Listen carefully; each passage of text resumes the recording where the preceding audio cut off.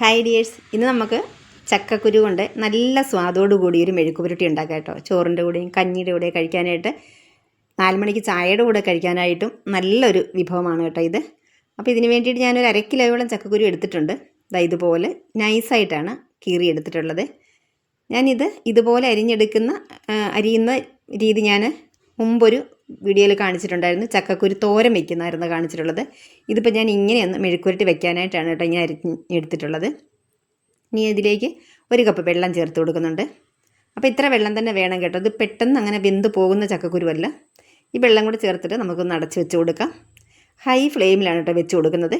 ഒരു 10-12 മിനിറ്റോളം എടുക്കുന്നുണ്ട് ഈ ചക്കക്കുരു വേകാനായിട്ട്. പക്ഷേ ആദ്യത്തെ ഒരു 3-4 മിനിറ്റ് മാത്രമേ ഹൈ ഫ്ലെയിമിൽ വെക്കുന്നുള്ളൂ.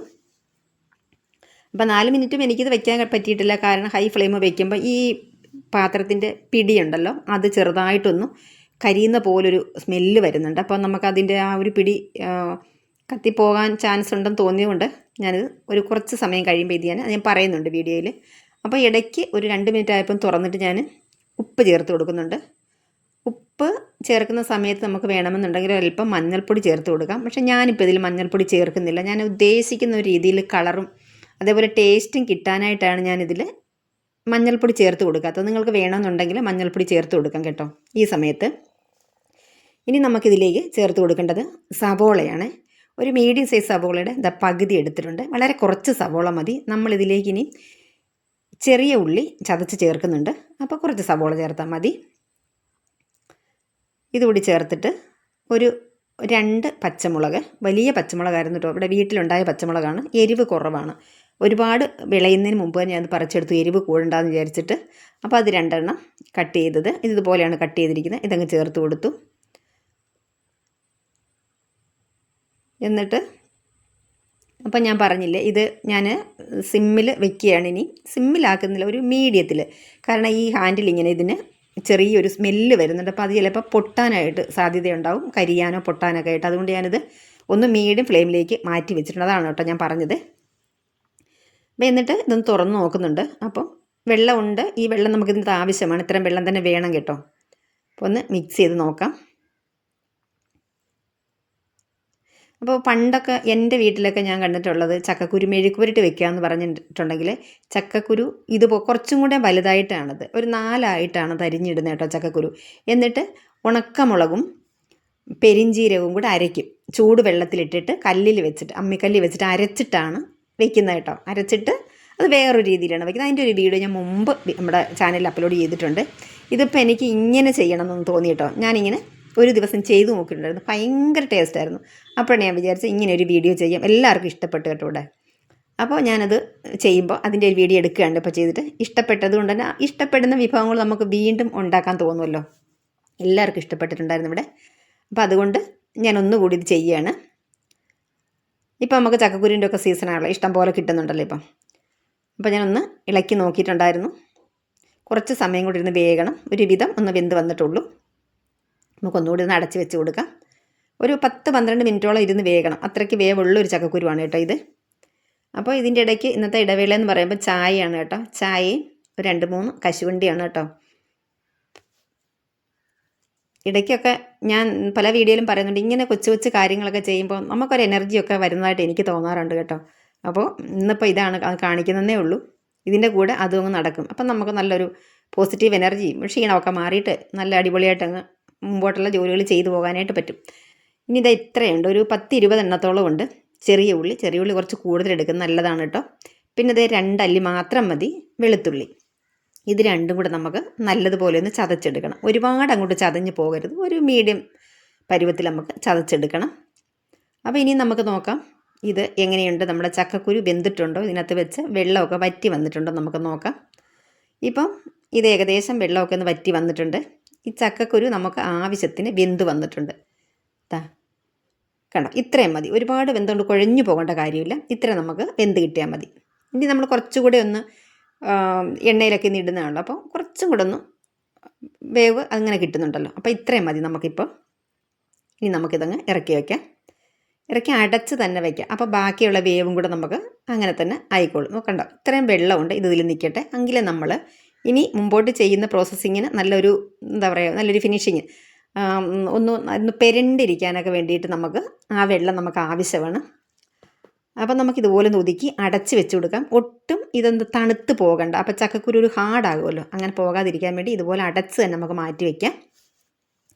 ഇനി നമുക്ക് ഒരു കടായി വെച്ച് കൊടുക്കാം. ഇത്തിരി കട്ടിയുള്ള കടായിയോ പാത്രം എന്തെങ്കിലും വെക്കുകയാണെങ്കിൽ നന്നായിട്ടുണ്ടാവും കേട്ടോ. ഇനി ഇതിലേക്ക് ഒരുപാട് എണ്ണയൊന്നും വേണ്ട, എണ്ണയല്ല വെളിച്ചെണ്ണയാണ്, വെളിച്ചെണ്ണ തന്നെ ചേർത്ത് കൊടുക്കണം. അപ്പോഴാണ് ഞാൻ ഉദ്ദേശിച്ച രീതിയിൽ നാടൻ രീതിയിൽ നമുക്കത് വെക്കാനായിട്ട് പറ്റുള്ളൂ. പിന്നെ ഒരു 1/2 ടീസ്പൂണോളം കടുക് ചേർത്ത് കൊടുക്കാം. എന്നിട്ട് അതിലേക്ക് 2 വറ്റൽമുളകും ഒരല്പം കറിവേപ്പിലയും ചേർത്ത് കൊടുക്കാം. എന്നിട്ട് നന്നായിട്ടൊന്ന് മിക്സ് ചെയ്ത് കൊടുത്തിട്ട് ഇനി നമ്മൾ ചതച്ച് വെച്ചിട്ടുള്ള ഉള്ളിയും വെളുത്തുള്ളി ഉണ്ടല്ലോ, അത് ഇതിലേക്ക് ചേർത്ത് കൊടുക്കാം. പച്ചമുളക് നമ്മൾ മുറിച്ചിട്ടിട്ടുള്ളത് കൊണ്ട് തന്നെ ഇതിലേക്ക് ഇനി പച്ചമുളക് ഇങ്ങനെ ചേർക്കേണ്ട ആവശ്യമില്ല. വേണമെന്നുണ്ടെങ്കിൽ ചേർത്ത് കൊടുക്കാം, അതിൻ്റെ ആവശ്യം വരുന്നില്ല. കാരണം എരിവ് നമുക്ക് കൂടിപ്പോകും. നമ്മൾ നേരത്തെ സൂചിപ്പിച്ചതുപോലെ ചില്ലി ഫ്ലേക്സ് ഒക്കെ ചേർക്കുന്നതാണ്. ഇനി നമുക്കിതിലേക്ക് ഈ ഇഞ്ചി വെളുത്തുള്ളി ചുമന്നുള്ളി അല്ലെങ്കിൽ കൊച്ചുള്ളി വെളുത്തുള്ളി ഇത് ചതച്ച് ചേർത്ത് കൊടുക്കാം. എന്നിട്ട് ഇത് നന്നായിട്ട് തന്നെ മിക്സ് ചെയ്തെടുക്കണം. നല്ലതുപോലെ ഇത് ഫ്രൈ ആയി വരണം. അതാണ് നമ്മുടെ ഈ മെഴുക്ക് പുരട്ടിയുടെ ഒരു ഹൈലൈറ്റ് എന്ന് പറയുന്നത്. നല്ലവണ്ണം ഫ്രൈ ആയിട്ട് നല്ല സ്മെല്ല് വരണം. എന്ന് വെച്ച് എന്താ പറയുക, അങ്ങ് മൂത്ത് പോകരുത് കേട്ടോ. ഒന്ന് നന്നായിട്ട് വഴന്ന് ആ പച്ചമണമൊക്കെ മാറി വരണം. അത് നന്നായിട്ട് മാറി വരണം. അപ്പം ഞാൻ പറയുന്നത്, ഇതിലേക്ക് വെളിച്ചെണ്ണയുടെ ആവശ്യമുണ്ടെങ്കിൽ നമുക്കിതിലേക്ക് ഒരല്പം ചേർത്ത് കൊടുക്കാം. ഞാനിപ്പോൾ ചേർത്ത് കൊടുത്തിട്ടില്ല, ഇതിൽ ശരിയാകുമെന്നാണ് വിചാരിച്ചത്. അപ്പോൾ ഇതിൽ നല്ലോണം ഫ്രൈ ആയി വന്നില്ല. അതുകൊണ്ട് കുറച്ച് കഴിഞ്ഞ് ഇതിൻ്റെ ഇടയ്ക്ക് ഞാൻ ചേർത്ത് കൊടുത്തിട്ടുണ്ടായിരുന്നു. ഒരല്പം ഒരു ടീസ്പൂണോളം വെളിച്ചെണ്ണ വീണ്ടും ചേർത്ത് കൊടുത്തിട്ടുണ്ടായിരുന്നു. കാരണം നമുക്ക് ഈ ഉള്ളിയും ചെറിയ വെളുത്തുള്ളിയും കൂടെ ചതച്ചപ്പോൾ കുറച്ചധികം ഉണ്ടായിരുന്നല്ലോ അത്. അപ്പോൾ അതിലേക്ക് കുറച്ച് ഓയിലും കൂടെ വേണമായിരുന്നു. ഞാനങ്ങനെ വെളിച്ചെണ്ണ ഒഴിച്ച് കൊടുത്തിട്ടുണ്ടായിരുന്നു.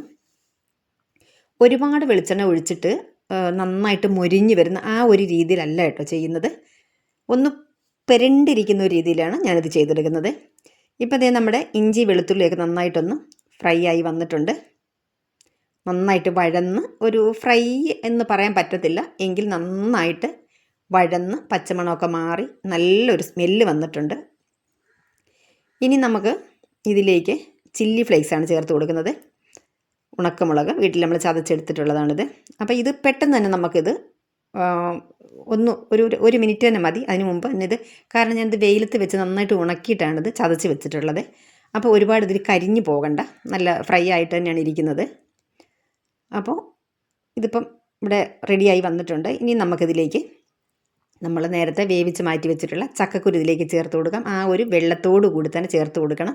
അപ്പോഴാണ് ഞാൻ നേരത്തെ പറഞ്ഞതുപോലെ നന്നായിട്ട് പെരണ്ടിരിക്കുന്നത്. ആ വെള്ളം അധികം ഇല്ല ഇതിൽ, ആ ഉള്ള വെള്ളം കൂടി നമുക്കിതിലേക്ക് ചേർത്ത് കൊടുക്കാം.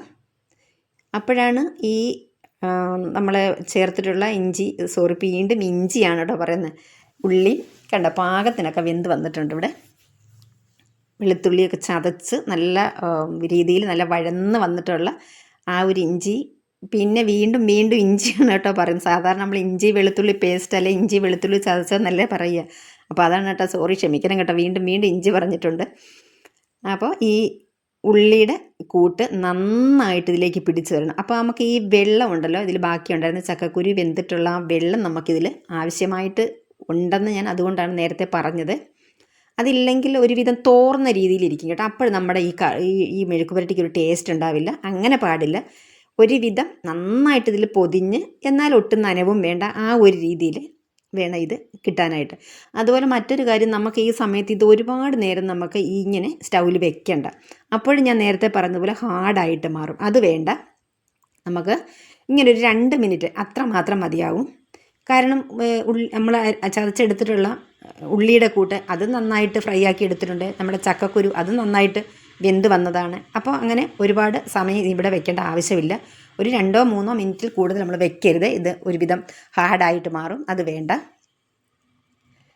അപ്പോൾ നല്ല സൂപ്പർ ടേസ്റ്റ് എന്ന് പറഞ്ഞാൽ ഇത് നിങ്ങളൊന്ന് ഉണ്ടാക്കി എൻ്റെ റിക്വസ്റ്റ് ആണെന്ന് കരുതിക്കോളൂ. ഇതൊന്ന് ഉണ്ടാക്കി നോക്കണം കേട്ടോ. വളരെ എളുപ്പത്തിൽ നമുക്ക് ചെയ്തെടുക്കാൻ നമ്മുടെ വീട്ടിലുള്ള സാധനങ്ങൾ മാത്രം മതി. പിന്നെന്താണ്, കഴിക്കാനായിട്ട് അടിപൊളിയാണ് കേട്ടോ. കഞ്ഞിക്കൊക്കെ നല്ല ബെസ്റ്റാണ്. ഈ മഴ സമയത്ത് കഞ്ഞി കുടിക്കാനായിട്ടൊക്കെ അടിപൊളിയാണ് കേട്ടോ. അപ്പം നമുക്ക് ഈ വീഡിയോ ഞാൻ പറയുന്നത് തീർച്ചയായിട്ടും നിങ്ങൾ ഉണ്ടാക്കി നോക്കണം. എന്നിട്ട് നിങ്ങൾക്ക് ഇഷ്ടപ്പെടുകയാണെങ്കിൽ കമൻറ്റ് ചെയ്ത് അറിയിക്കണം. പിന്നെ ലൈക്ക് ചെയ്യാനും ഷെയർ ചെയ്യാനും, ഇഷ്ടപ്പെട്ടിട്ടുണ്ടെങ്കിൽ ഫ്രണ്ട്സിനൊക്കെ ഒന്ന് ഷെയർ ചെയ്ത് കൊടുക്കാനായിട്ട് മറന്നു പോകരുത്. അപ്പം നോക്കിക്കേ, നമ്മുടെ നല്ല അടിപൊളി ടേസ്റ്റിൽ നല്ല സ്വാദോട് കൂടിയ നാടൻ വിഭവമായ ചക്കക്കുരു മെഴുക്ക് പുരട്ടി കണ്ടോ. ഇനി ഞാൻ ഉപ്പൊക്കെ നോക്കട്ടെ കേട്ടോ. ഉപ്പ് നമ്മൾ ഏകദേശം പാകത്തിനുള്ളതിന് നേരത്തെ ചേർത്ത് കൊടുക്കണം. കാരണം ഇനിയും നമ്മൾ ഉപ്പിട്ടാൽ പിടിക്കാനായിട്ട് കുറച്ച് ഒരു ഇതാണ്. കാരണം വെള്ളത്തിൻ്റെ അംശമൊന്നും ഒട്ടുമില്ലല്ലോ. അപ്പം നമ്മൾ ഏകദേശം ഒരു കണക്കാക്കി തന്നെ ഉപ്പ് ചേർത്ത് കൊടുക്കുക. പിന്നെ തീരെ കുറവാണെങ്കിൽ മാത്രം ഈ സ്റ്റേജിൽ നമുക്ക് ചേർത്ത് കൊടുക്കാം. അപ്പം നമുക്ക് ഉപ്പൊക്കെ പാകത്തിനുണ്ടായിരുന്നു, ഒന്നും വീണ്ടും ചേർത്ത് കൊടുക്കണ്ട. അപ്പം നമ്മുടെ ഇതുപോലെയുള്ള നാടൻ വിഭവങ്ങളും മറ്റുള്ള സൂപ്പുകളും ഇങ്ങനെയുള്ള കാര്യങ്ങളൊക്കെ കാണാനായിട്ട് നമ്മുടെ ചാനൽ സബ്സ്ക്രൈബ് ചെയ്യാനായിട്ട് മറന്നു പോകരുത്. അപ്പോൾ ഇതിവിടെ വെന്ത് റെഡിയായി വന്നിട്ടുണ്ട്. ഞാൻ സ്റ്റൗ ഓഫ് ചെയ്തു. ഇനി ഇത് പാത്രത്തിലേക്കൊന്ന് സെർവ് ചെയ്യുകയാണ്. നല്ല സ്മെല്ലാണ് കേട്ടോ. നമ്മളെ വെളിച്ചെണ്ണയും ഉള്ളിയും ഒക്കെ മുരിഞ്ഞ് വന്ന്, വെളിച്ചെണ്ണ ചേർത്തിട്ടുള്ള ഉള്ളിയൊക്കെ മുരിഞ്ഞ് വന്ന്, പച്ചമുളകും ഒക്കെ കൂടെ മുരിഞ്ഞ് വന്ന്, കറിവേപ്പില, നല്ലൊരു സ്മെല്ല് തന്നെയാണ് കേട്ടോ. അപ്പോൾ എനിക്ക് ഈ ഒരു കളർ കിട്ടാൻ വേണ്ടി തന്നെയാണ് ഞാൻ മഞ്ഞൾപ്പൊടി ചേർക്കാതിരുന്നത്. ഇന്നത്തെ വീഡിയോ ഇവിടെ പൂർണ്ണമായിട്ടുണ്ട്. താങ്ക്